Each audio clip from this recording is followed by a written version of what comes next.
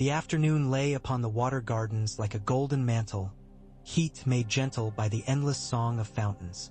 Children's laughter rolled down the marble steps and mingled with the soft chime of water leaping from shell to shell. Prince Doran sat half in shade, half in sun, a bowl of blood oranges at his elbow, and watched the light break into shards in the rippling basins. When he moved, it was carefully, as if the day itself required his consideration before he dared disturb it. Arianne stood nearby, as motionless as the black spear clasped in his huge hands, his dark eyes on the archway where the wind drowned in carved stone. Beyond the arch came the light rap of sandals upon tile. A servant in indigo livery bowed, proffering a cylinder of pale wood sealed with dark wax. Doran took it with soft fingers. He turned it once, twice, and the seal caught the light. A circle of simple wax with the impression of a direwolf's head, single-eyed where the stamp had not pressed true. "From the north," Arianne said, deep voice like a low drum. "So it seems," Doran murmured. He weighed the cylinder on his palm and felt a particular heaviness, the weight of a thing sent in trust or the lead of a hidden blade. He lifted the lid and found a second seal within. Darker wax, pressed cleanly this time. Beneath it a folded parchment, another, and a small wrapped thing that clicked softly when shifted, as if it had once hung from a ring. He opened the first letter. The hand was no courtly scribe's, yet it had a severity of line and space, not careless, not proud. He read, and the hush inside him thickened until the fountains sounded far away. He paused once to pluck a thread from his sleeve that was not there. When he finished reading, he rested his brow upon the heel of his hand for a long while, motionless until the scent of orange and sun-warmed stone could be felt again. He slid the first parchment aside, laid the second upon his knee. This was a sworn declaration by a name he did not know, one of those Riverland reeds the maesters catalogued with herb lore and marsh dirt. The script was steadier and formal, with a few ink blots where the writer's hand had hesitated. At the bottom, the marks of two men who had witnessed the oath. Another passage, more delicate, ink faded, lines neat and precise as a septons. A record, if it was not a lie, of a birthing in a tower everyone pretended to speak of lightly and never did. Doran set the parchments into sunlight and unwrapped the small parcel. A slender pin of silver spilled into his palm, fashioned as a rose with 6 petals. Age had dulled its brightness. A thread of dark hair, caught in the hinge of the flower, clung stubbornly. No jewel glittered from the center, only a tiny pierced cup where a bead might have been. He closed his fingers over the pin and heard the fountains like rain on one of those far northern forests, the sound he imagined a man from Winterfell might keep behind his ribs. He looked up after a time. "Arianne," he said softly, "send for my brother." Oberyn came at dusk with sand on his boots and a slash of sunburn on his cheek. He smelled of horse and sweat and some perfume the waterside girls liked to dab at their throats. He dropped onto the cushion across from Doran and took an orange for his own, spinning it in his hand regardless of the sticky juice slicking his fingers. "Your messenger said urgent." His grin was there, ready, the flash of teeth that hid the length of his patience. "Is Robert Baratheon finally choking on roasted boar?" Doran gave him the letter. Oberyn read quickly, then again, slower, letting his eyes darken. He lifted the silver rose pin and balanced it between index finger and thumb, letting it catch the last light of the day. "A nice token," he said at length. "Pretty. Is it supposed to prick us into believing?" He let it fall into the bowl of fruit as if it weighed no more than a curl of peel. "Read the rest," Doran said. Oberyn read the sworn declaration and the careful septon's record with his brow furrowing, then smoothed. "If this is true," he said, "your Ned Stark is either the most honorable liar alive or the bravest fool." "Not fool," Doran murmured. "He asks much. He offers we hold a secret that could rattle thrones and send men to their graves by the cartload," Oberyn said pleasantly, though his eyes were hard. "That and a promise to hunt 2 mountain wolves who have grown fat on burning peasants. Generous. If I were in Winterfell swallowing truth down my throat every morning with my small beer, I might believe such bargain a mercy." Dorne lifted the first letter again and traced the signature with his gaze. Eddard Stark's words had been unadorned. He had not excused. He set forth what he would not put into a raven's caw. This was carried by hand, likely at cost. He spoke of a sister with a crown of winter flowers and a dying whisper. He spoke of a child no one could look at without seeing the ashes of a city. He asked that Dorne remember Elia and what was done to her and her children, and trust that justice would be sought, not in fury but in law. He admitted the loneliness of keeping a life within a lie. "What do you think?" Oberyn asked, tone sharpened by something old. Between them lay years drowned and rotting beneath the salt water of time, bones of a woman they loved in different ways. "I think," Dorne said, "that when I set the pin in my palm, the metal was cold, and I thought of a girl whose hair smelled of lemon and wood smoke when she laughed. Elia knew laughter, even when she grew too tired for it. The last letters she sent me from the capital were full of weather and small kindnesses. How the king's men gave her a basket of plums, and how our sister made her smile by dropping embroidery needles into the brazier so the maids would clap and scold." He set down the letter as if laying a bone into a well-made box. "I think that men who keep such a truth for so many years must be mad. Of iron and snow. And I think iron and snow are both honest." Oberyn's mouth twisted. Rhaegar's iron was in the forge where he made songs of duty. That did not help Elia. "No," Dorne said. "It did not." Oberyn leaned back, stretched like a cat, and let his gaze travel over the children in the pools. "And what is it he wants of us precisely?" "Time," Dorne said. "Silence. A promise for the future." "Oh, the future." Oberyn plucked another orange, split it neatly with a thumbnail. Juice ran bright across his palm. "He writes that his son is a boy known as Jon Snow. A bastard's name. He would have us keep the truth sharp and hidden until he has use of it. Until he believes revealing it would be less dangerous than concealing it," Dorne said. "Or until all dangers have changed shape, as they always do." "And in return?" Oberyn lifted his chin, mouth full of the crooked half-smile that had disarmed women and provoked men into reaching for knives. "We ask for heads. We ask for justice," Dorne said. "Properly done. Cleanly done. In daylight. Justice is just a prettier cloak," Oberyn said. "Sewn to cover revenge." He wiped his fingers on his sleeve. "And what else?" Dorne let the mask of contemplation slip and for the moment looked simply tired. "An alliance," he said, and felt the word find its place between the others like a careful piece in a game board. "A tie between the North and Dorne. A marriage when the boy is of age." Oberyn laughed softly. "A marriage?" He tilted his head, the gleam back in his eyes. "You will tell Arianne she is to wed a winter wolf bastard?" "Arianne is a princess," Dorne said. "She will understand the nature of crowns. And this boy is no bastard in blood, if Stark tells true. Yes, in blood, not in law, not in the story that is told at every hearth from the Arbor to the Shadow City. Do you wish our sister's ghost to hear of a son of Rhaegar by another woman being made much of in our halls?" Dorne let the fountain speak for a while. The children splashed, the palms rustled, far away gulls cried, and none of it altered that this world was unyoked and set running long ago. He looked at his brother and saw bright, pitiless humor there, and hurt like the sting of a scorpion in the heel. "Alya's name will not be worn away by this," he said. "No one can take her blood from us. But we must decide which road carries our house forward with least breaking." Oberyn rolled the pin with one finger. "If a marriage buys us Starks as friends, then Lannisters cannot trap us with their gold chains. A marriage is a piece that can move both fast and slow. I do not object to the shape of the game. I object to the taste of it."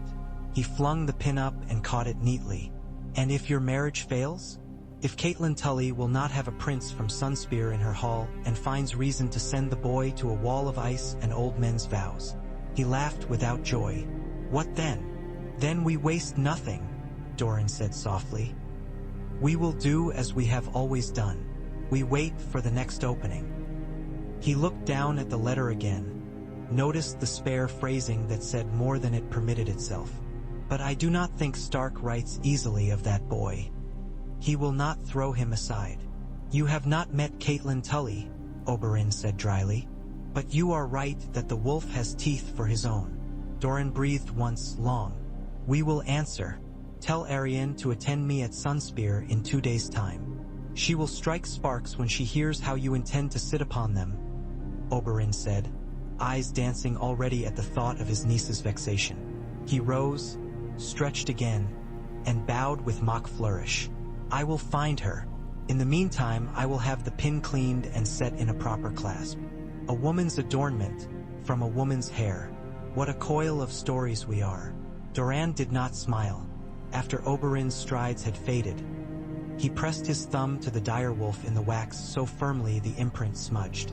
Ario, he said without looking, you will double the guard tonight. At once, my prince. Ario's voice was steady. Do you fear a dagger in the dark? I fear what comes to men who suddenly remember hope, Doran said. They stand up too quickly.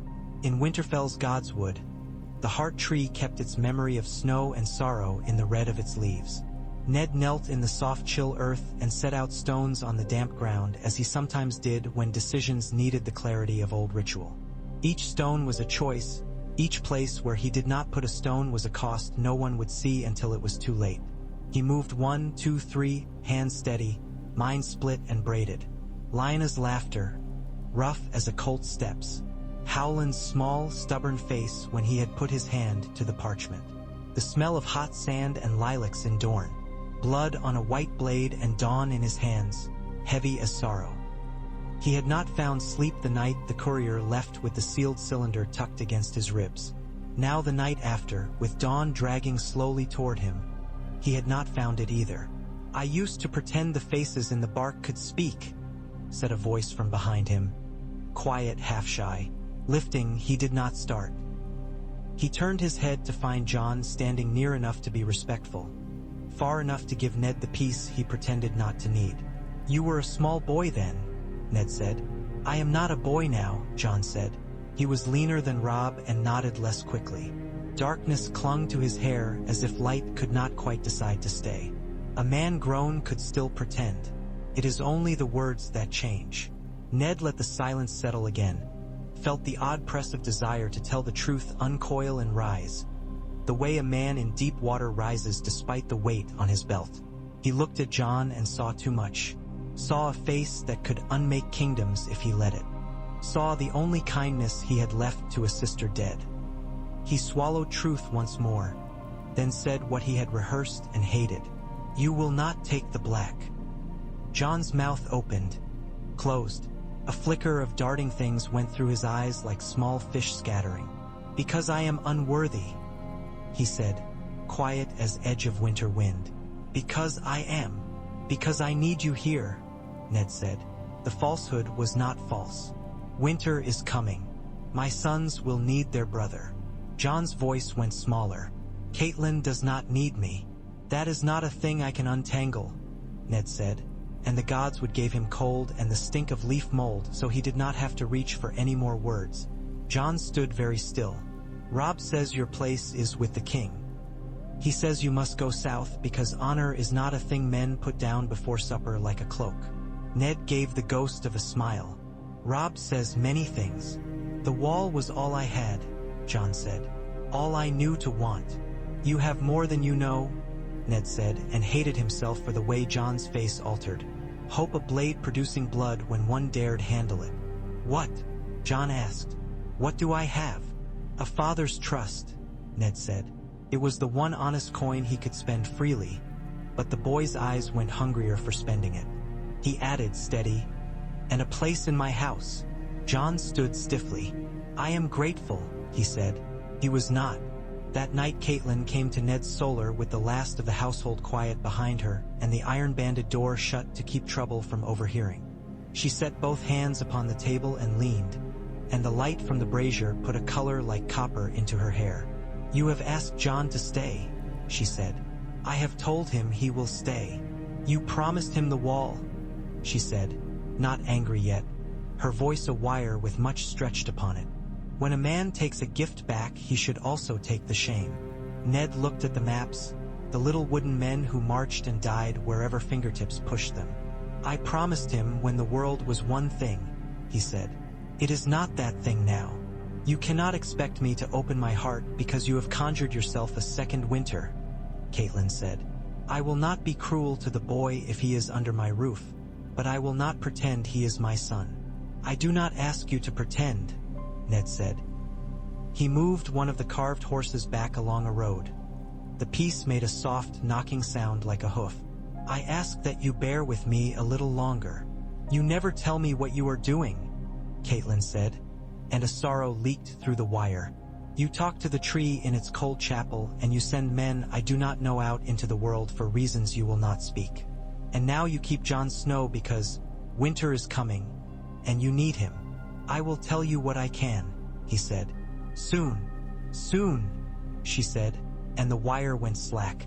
The last time you said, soon, you brought a baby home and called him Snow. At Sunspear, the air tasted of salt and lime, and the sea banged the shores with a slow, patient hand. Arianne Martell rode into the palace courtyard on a mare the color of a cloud before rain. She slid down and passed the reins to a boy who flushed at being so noticed. When she crossed the floor at the base of the Tower of the Sun, the painted tiles underfoot seemed complicated enough to tangle the feet of those who had no practice in such dances. Arianne had practice in many dances. She found her father on a high terrace where the view ran west toward the last heat of day, and the shadow city pricked like beads scattered on the sand. Areo stood behind him, a tall shadow with the shape of a spear. Era, Dorne said. He did not move to greet her, but something in his eyes warmed. He took her hand when she offered it and pressed fingertips like a benediction. Uncle says you speak of marriage, she said lightly. I am always eager to be admired. Dorne looked at the sea for a time as if the right wave might come to carry his thoughts ashore. A marriage, he said, and his tone was gentle enough to make her guard go up. Not to the one we had once hoped. Arianne's smile thinned. Viserys is dead, she said. We have not spoken openly of that, but we both heard the same stories, and I will not tear my favorite silk to mourn him. He would have been difficult to love even for crowns and songs. And Daenerys is an ocean away, Dorne said. Her fate we cannot bend with any gentle touch of ours. And so, Arianne tilted her head. Shall I marry the Merman King of White Harbor, the Greyjoy whelp, the son of some lord along the Mander whose mother will never tire of telling me the correct way to pour their thin Westerland's wine?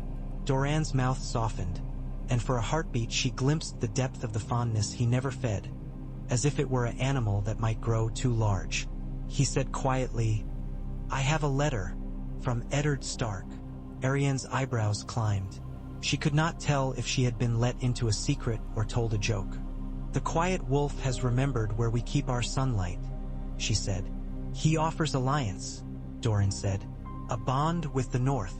By marriage, Arianne said, and thought of Robb Stark with his red hair and awkward courtesy, dirty with puppy love and casks of ale at all hours, and then thought of tiny Bran, who had clutched her finger when she and her father had ridden through Winterfell with Elia years ago, and who had put his sticky hand to his mouth as babies do. To whom? Dorne looked at her, and his eyes were a different color when he spoke the name. Jon Snow. Arianne laughed, musical and pleased with her own audacity, then stopped because Dorne did not smile. You cannot be serious, she said. A bastard, father. That would be a shackle hung from my neck and another upon our name. He is no baseborn in blood, Dorne said, and the words were carefully placed. A line of stones across a river that gave you pause between each step. He told her then what the letter had contained. She listened without interrupting, watching the tray of oranges on the table, the light play along their skins as if they could be coins if one looked slantwise. When he finished, the sea shifted, and a gull let out a ragged cry that sounded like laughter given a knife. She said slowly, If this is true, the wolf is brave to trust us with it. Brave or desperate, Dorne said. Or both, Arianne murmured. She turned to the horizon, imagining a tower with a pretty name and all the foolish promises men make for beauty. Elaya's face rose up, thin with pregnancy and exhaustion, but smiling for Arianne's benefit because Arianne had been a child then and stubborn with hope. Elaya's son had been dashed against a wall. Elaya's daughter had died screaming. Elia had died with a pretty name in her mouth that meant nothing to swords. Arianne pictured a boy in the north who looked like a Stark but carried a dragon hidden beneath his ribs like an ember wrapped in ash. That boy was being made an offering to a Dornish princess because men loved game boards. "Do you mean me to love him?" she asked, very quiet. "I mean you to rule," Dorne said, "with allies who cannot be bought with gold. If the North and Dorne are one knot, even the Lannisters must count their knives and turn them over in their fingers before they dare throw them." Arianne lifted a shoulder. "Let it sink. You have always bought time by being still, father," she said. "But when the time you've saved piles up and falls, it falls hard." "I know it," he said, and did not look away. She studied him for a long beat. Then she smiled, lithe and sly. "Very well," she said. "I will meet this snow bastard of noble blood. I will see what he is made from besides secrets. But if I find frost and dullness where men speak of iron and honesty, I will not braid my life to it to please your careful ledger." "You will have the choice," Dorne said. She did not know if that was another careful stone or a place where the water went dark. When King Robert came to Winterfell, the banners were white against the sky, and the great court between the towers filled with armor and laughter and wet horses. Ned stood with his household, and Jon beside Robb flexed his hand around the hilt of a sword. Jon had not smiled since Ned had told him of the wall, and then of the wall's absence in his future. There was a hole inside him now where something had been, and the empty space echoed in a way that made him clench his teeth. He found no easy place to stand. Catelyn had not cursed him, nor struck him, nor done any little cruelty, and somehow the lack of small violences felt like an insult. She had become air and room. The household turned around him as if a piece of furniture had been moved in the night, and everyone learned the new path without comment. He watched the king dismount and crush Ned in an embrace that was measure and theater both. He watched the queen glance sideways at the frozen enemy she had no cause to hate beyond his loyalty to a king she had bent with children and quiet laughs. He watched the royal children, none of whom were his concern. Little Arya wriggled past his hip. He caught her by the elbow and she grinned wide with teeth too large for her face. Sansa stood straight and glowed, her hair in copper waves that had been taken out and brushed until it made a story on its own. Bran, wiry and sweet, watched everything, followed by his direwolf like a shadow. The feast that night shook tapestries.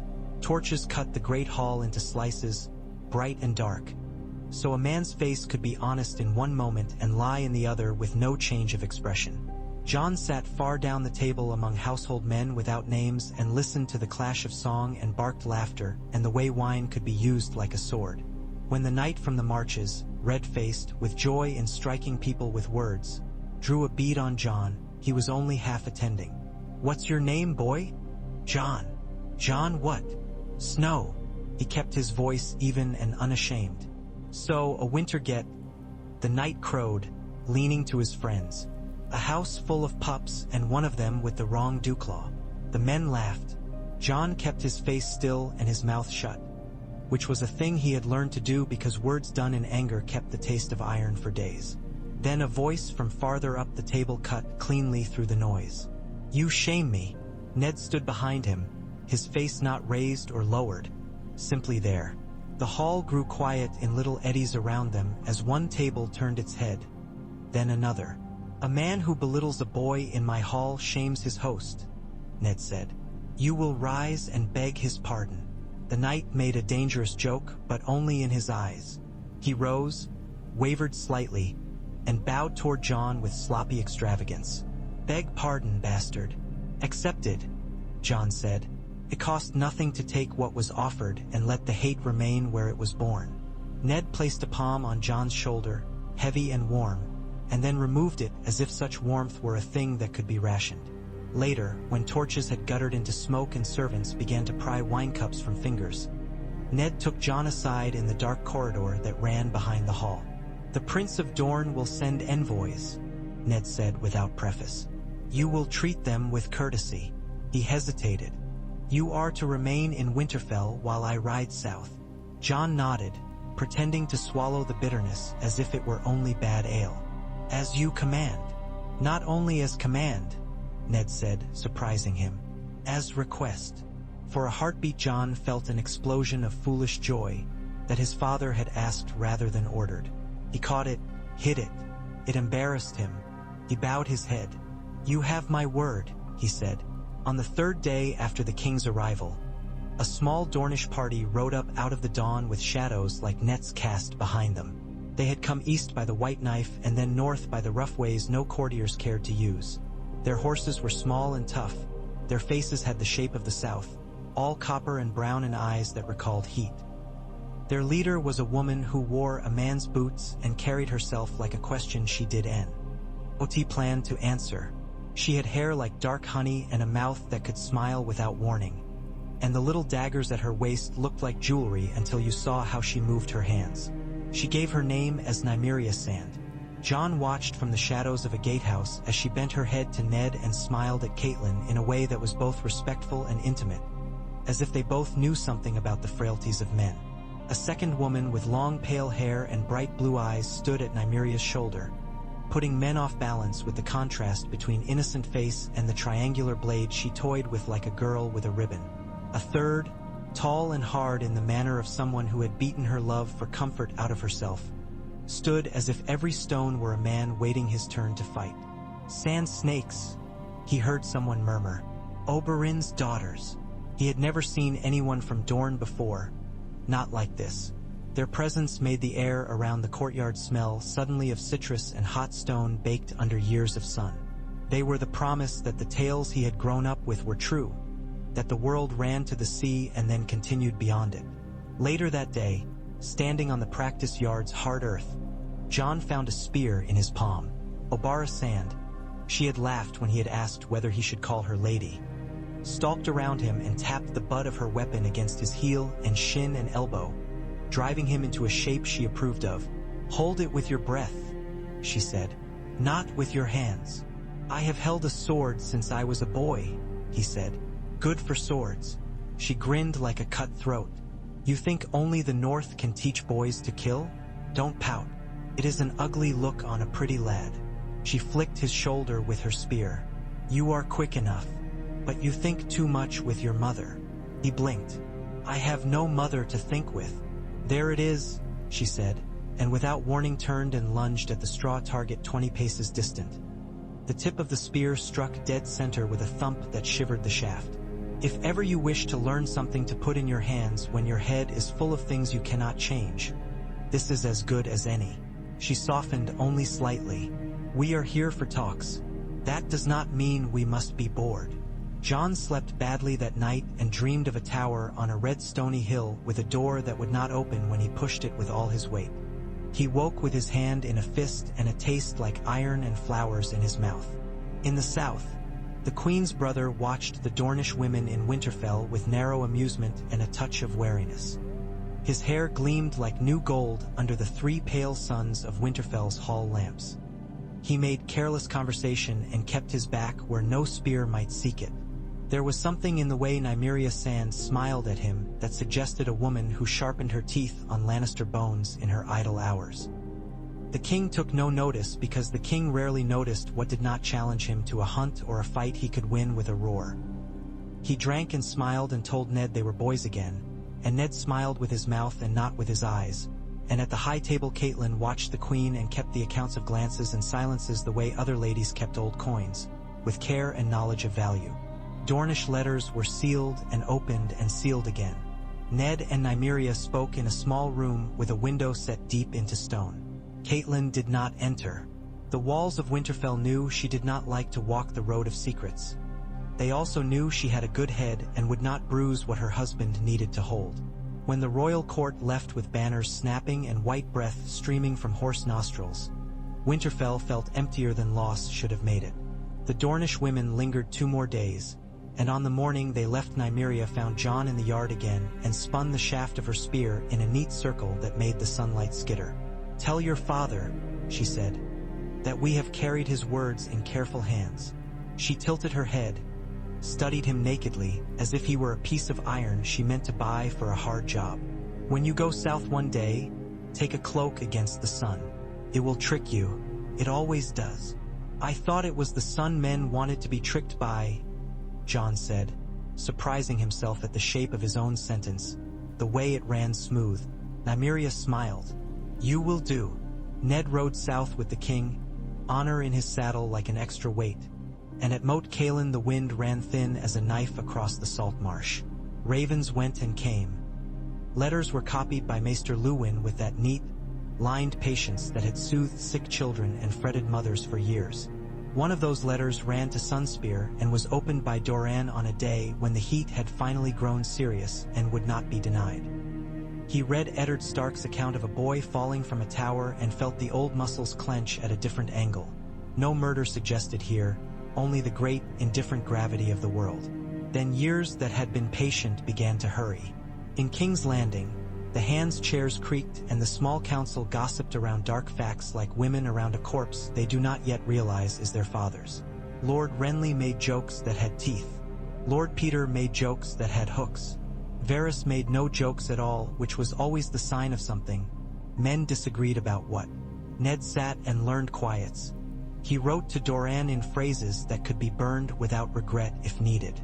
He let one sentence stretch farther than honesty and wrote that justice was a road without forks. He sent Beric Dondarrion with the royal seal against the mountain who had slaughtered out of the mountains like fire. He imagined sending the head of a certain knight to Sunspear in a barrel packed with salt and lemons, so that when Dorne lifted the lid he would smell satisfaction, not rot. Cersei Lannister moved through the paw, lace like silk laid on a sword, and each time Ned looked at her, he thought of the way Robert's laughter used to fill a camp in the dusk, and how little of that laughter remained now. He began to smell a trap that was not yet set and watched as men he did not command began to tilt toward it. Stirring in the background, as if someone had made a fire in a room no one had visited for years, the name of Stannis Baratheon.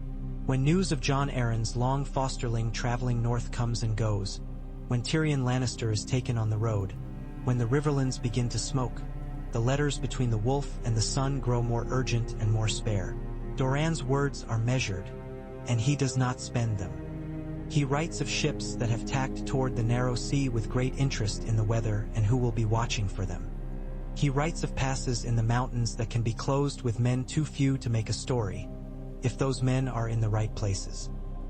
He writes of Myrcella's sweet face, a child who might be safer among fountains and orange blossom than among lions who keep their claws honed on the ribs of their own. Arianne reads her father's words over his shoulder sometimes and pretends not to do so. She learns to write with the habit of one who knows the difference between the truth and what must be said. She sends Tyene to drift through King's Landing as if she were a swan visiting a muddy pond for amusement. Tyene's smile is sugar. Her eyes are little knives that tuck away poison for later.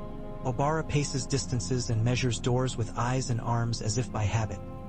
Nymeria plays with the courtiers like a cat with ribbons and shows her teeth only when she cannot help herself. They are Oberyn's daughters, and they had come to winter to smell its cold.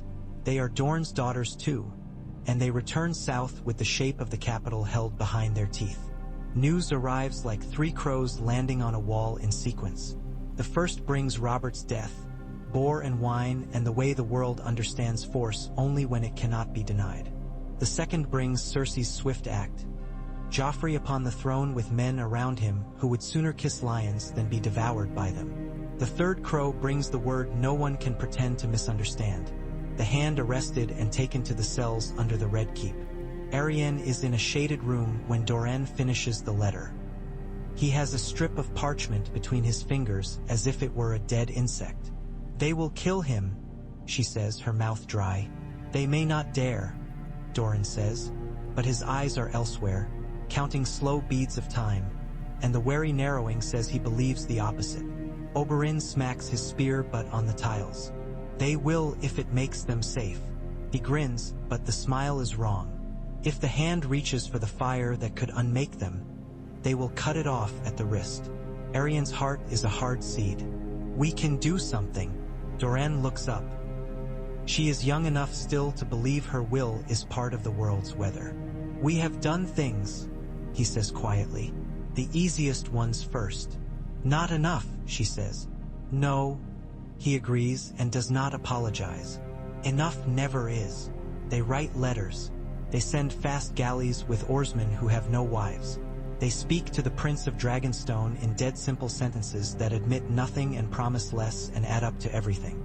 They tell him that the Lannisters do not know fear yet. They tell him that justice for a hand requires an instrument with teeth. Varys appears in Doran's imagination, hairless and soft-sounding. And Doran turns his mind sideways and looks at the shape of the man and sees a creature who loves a realm more than any man in it. He writes a letter to Varys that says everything and nothing and binds itself in ink. In the black cells of the Red Keep, Eddard Stark wakes and sleeps and tries to keep track of which is which. He rolls words in his mouth and keeps his own name fresh, because there are terrors worse than pain. There are losses of the self that end everything before the head falls from the block. When Varys comes like a soft-footed cat to sit outside the bars and speak in half-phrases, Ned says the shortest true thing he can. This ends now with truth, or it does not end at all. Truth and survival are difficult bedfellows, Varys says, mild.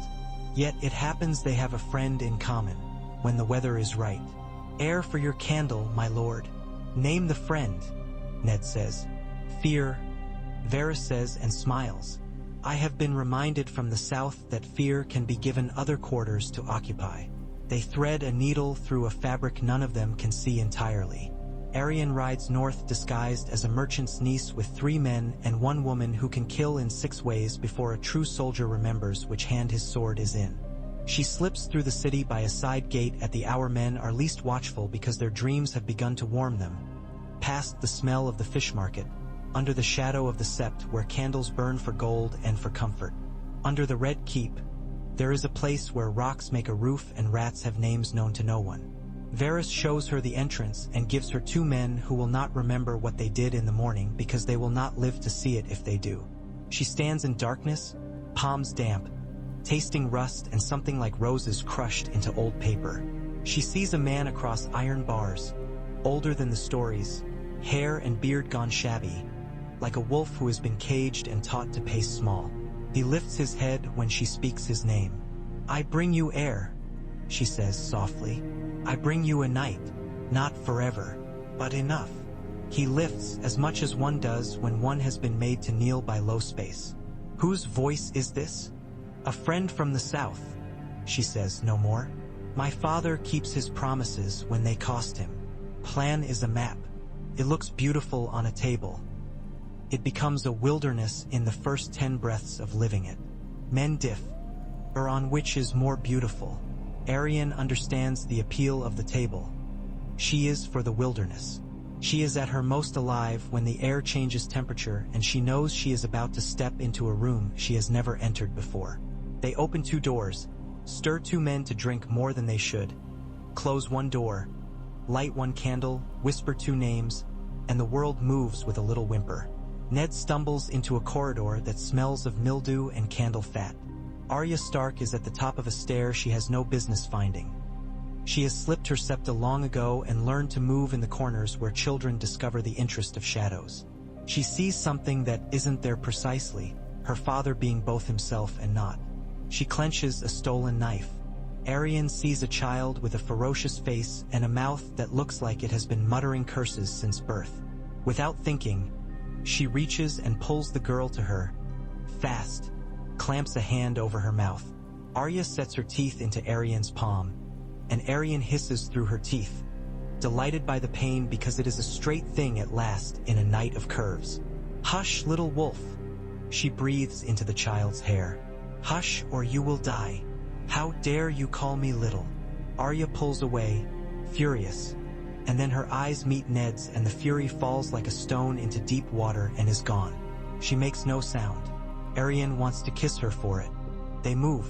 Varys's men know where a shadow is darkest a certain hour. Tyene slides a smile through an opening where smiles cannot go and takes a guard's wrist and does something gentle to his fingers that puts him on the floor like a man who suddenly remembered he is tired.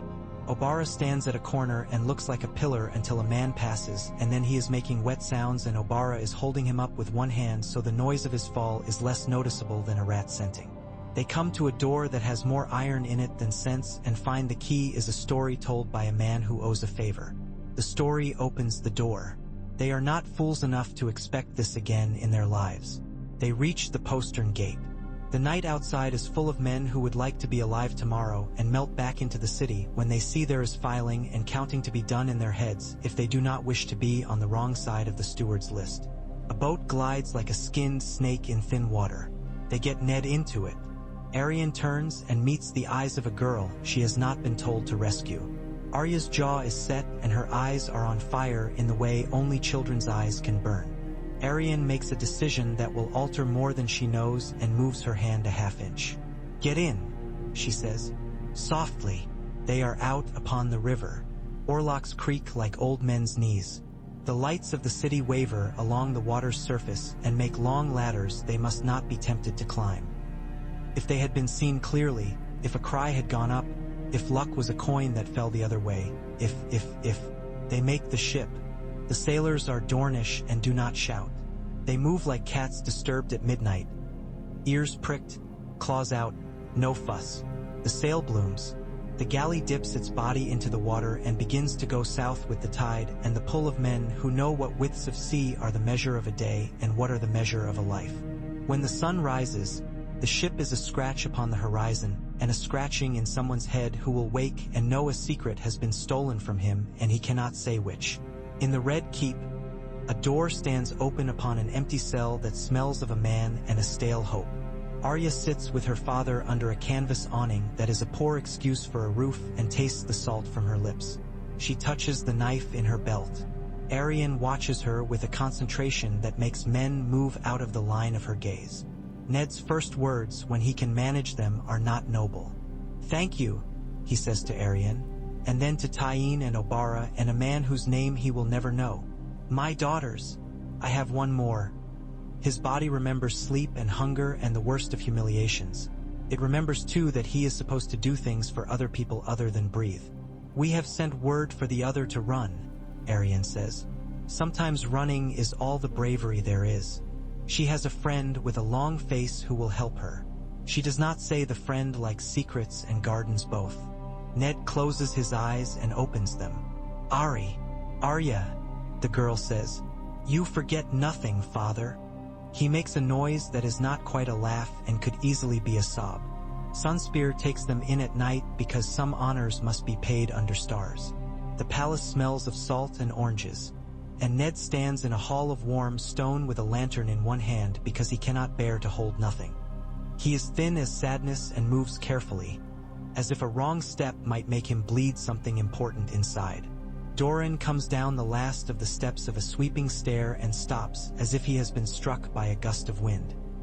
He opens his arms and then lets them fall at his sides because they are not that kind of men, and what remains between them must hold.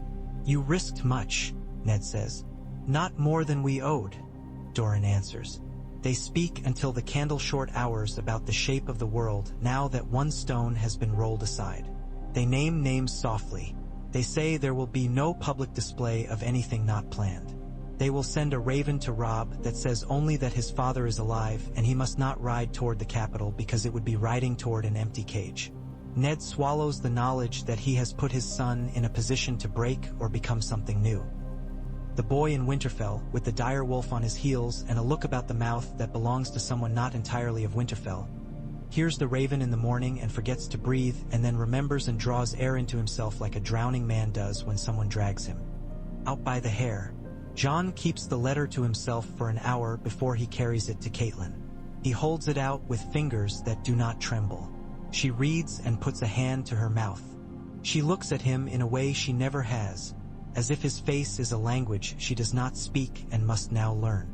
She gives him the letter again without words and leaves him standing in the corridor with the light falling across the stone in a line that lays neatly over his boot. Ned, a guest and a fugitive both, learns Sunspear in small, grateful handfuls. The spear tower with its rooms carved to catch the sea breeze. the Tower of the Sun with a high room that looks toward the horizon where the water and sky kiss and forget each other. The Shadow City where narrow streets are strung with lines that carry bright drying cloth and gossip. The kitchens where an old woman with arms like the trunks of small trees shows him how to eat a chili with respect. He does not relax, not precisely, but the coil inside him loosens one turn. Arya, alive with new danger, follows the sand snakes mercilessly. Obara lets her carry a spear shaft that is too long for her body but good for learning the shape of a thing. Nymeria shows her how to hold a knife so that anyone watching thinks it is a game.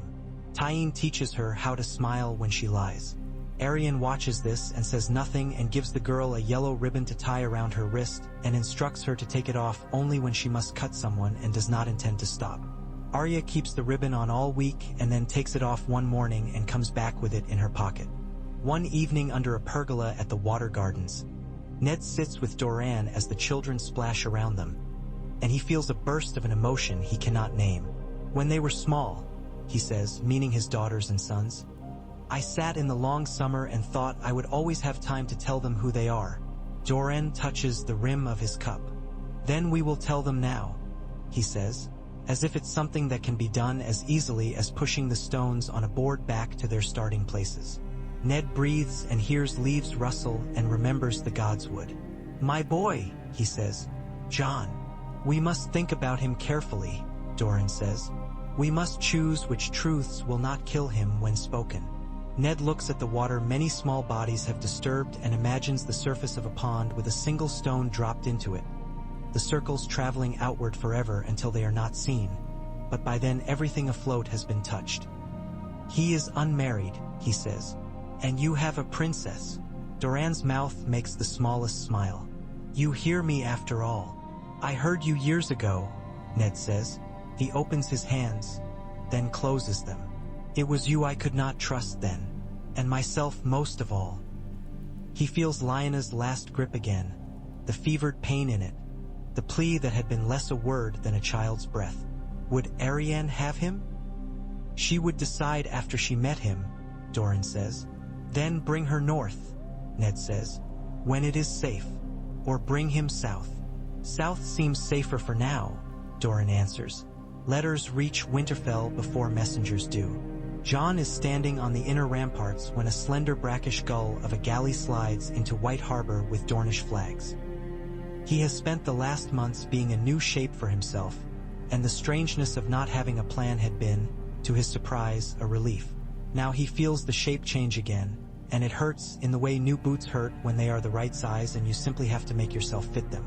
Robb meets the Dornish envoy with boyish lordliness, and Theon Greyjoy makes some fool's jest that Tarl the steward purses his mouth at, and Catelyn sits with her hands folded in her lap where no one can see that she is pressing her tailed finger into the knuckle of her thumb until the skin blanches.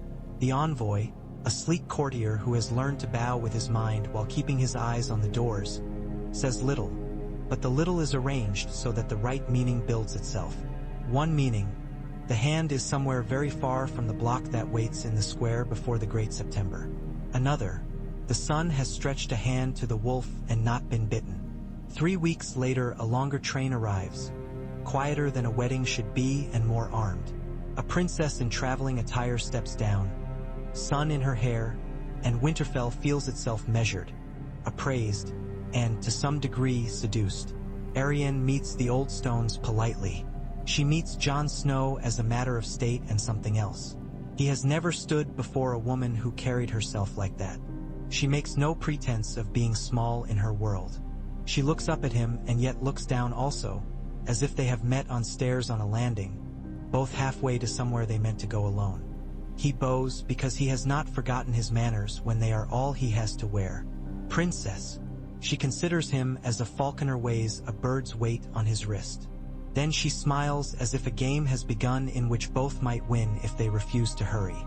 Jon Snow, she says, and it is not clear whether she means it as a full name or a jest. He finds himself uncertain whether to smile.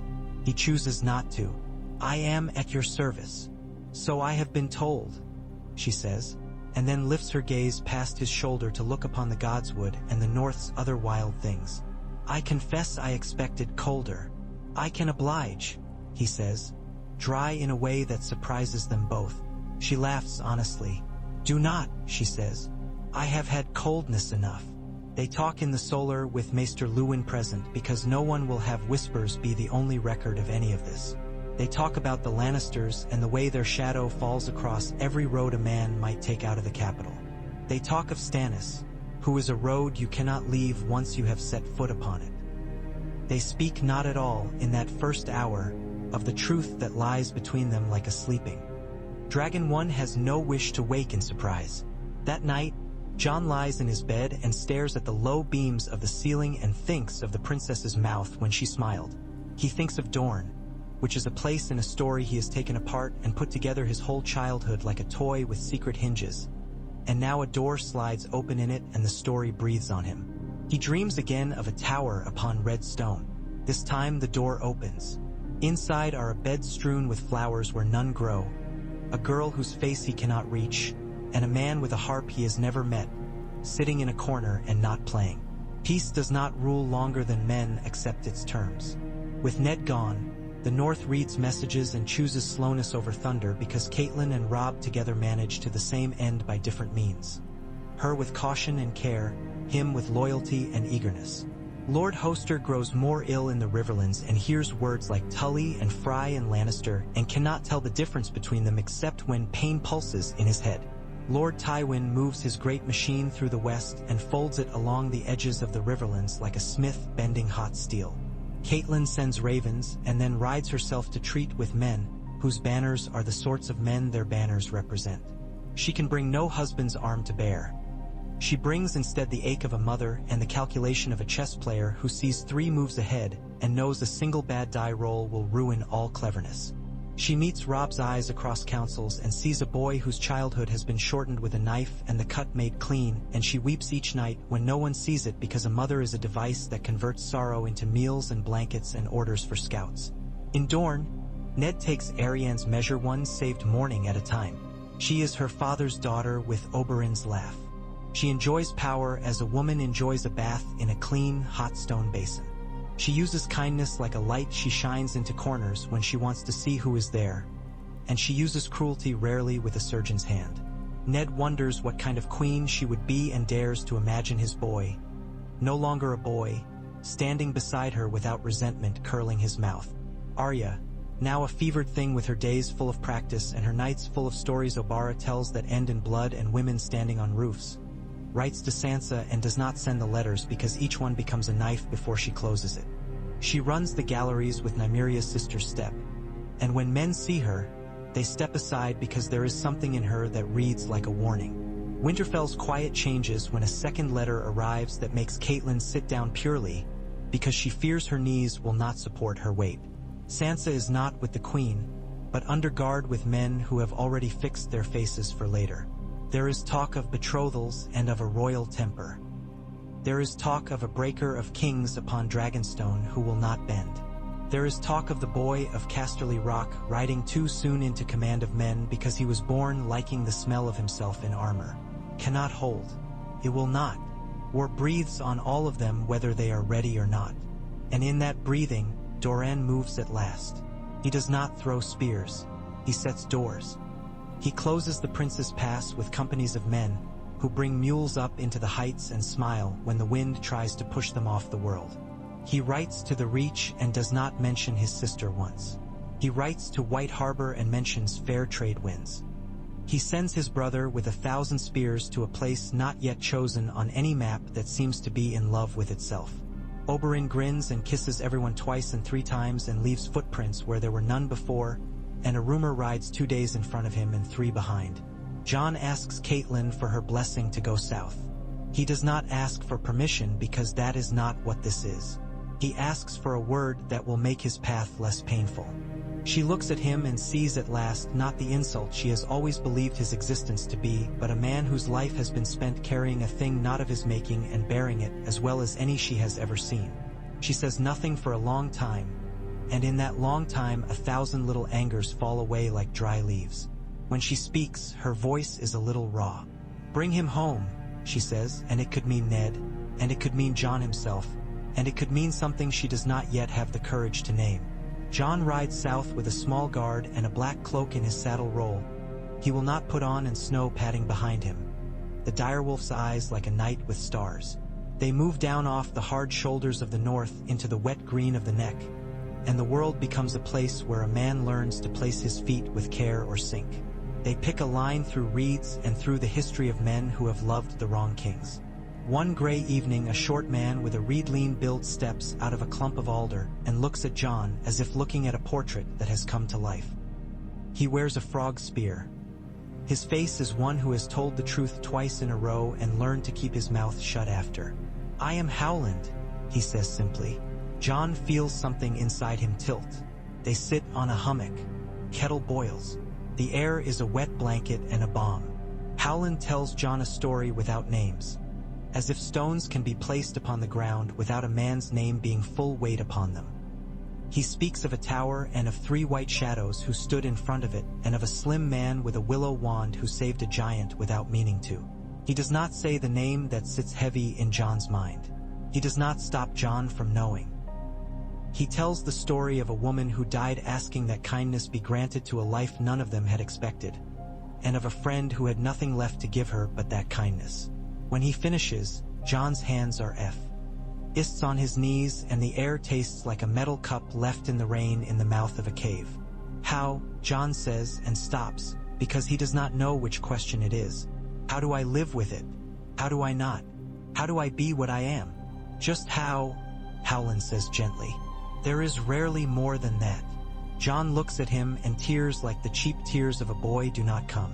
Instead, there is a steadiness, and when he draws breath, he finds his chest bigger than it had been. He arrives in Dorne with the sun like a solid thing above him.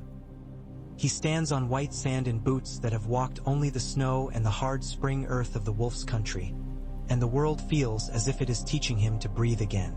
Sunspear rises with its towers like spears, and he thinks, "I have come to a place where nothing of mine can make the light smaller." He meets his father in a room where the sea makes a wordless promise beyond the window. Ned looks like a man who has paid a price and then found a coin in the dust he did not know he had. Their embrace is short and hard, and not the sort of thing either of them would waste words upon. Arya comes pounding into them and makes it clumsy and perfect. Later, when the house is quieted just enough that the night sounds can be counted, Ned and Jon walk together down a hall where the walls keep the day's heat like a secret. Ned sets his hand upon Jon's shoulder. "It is time," he says. Jon watches the pinpoints of light far off where small boats move. "I know some of it," he says, and his voice does not shake. "I was told a story in the swamps." Ned breathes out. "A story can be kinder than a fact," he says. "I want both," Jon says. "I will take both." So they stand, and Ned tells him the facts as he has them, as cleanly as he would sharpen a sword.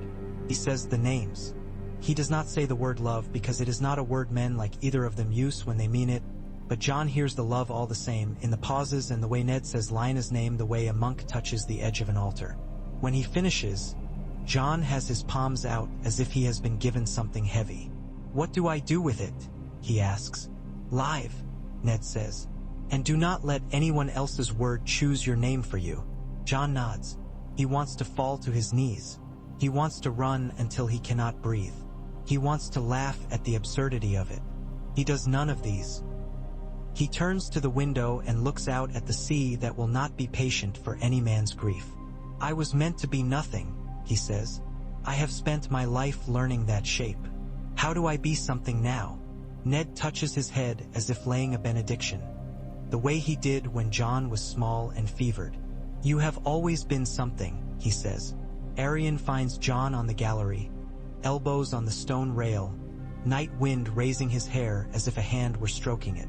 She stands beside him, close but not touching. "My father tells me you can be serious for a year at a time," she says. "I think that could bore me."